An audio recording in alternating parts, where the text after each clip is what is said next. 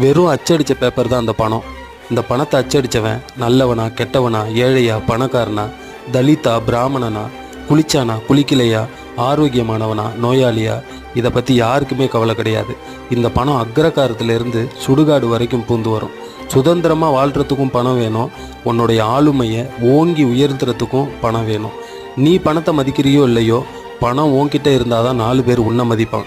பணம் மட்டும் வாழ்க்கையே இல்லை, பணத்து பின்னாடியே ஓடாதீங்கன்னு சொல்கிற மிகப்பெரிய தலைவர்களும் சினிமா நடிகர்களும் பணத்தை வாங்கிக்கிட்டு தான் இன்டர்வியூவே கொடுக்குறாங்க. முடிஞ்ச வரைக்கும் பணத்தை சம்பாதிங்க. சம்பாதிச்ச பணத்தை உங்கள் காலுக்கு கீழே அடிமையாக்குங்க. ஒரு பொழுதும் நீங்கள் பணத்துக்கு அடிமையாயிடாதீங்க. அடுத்த ஒரு நல்ல வீடியோவில் சந்திக்கலாம். என்று அன்புடன் உங்கள் குணா.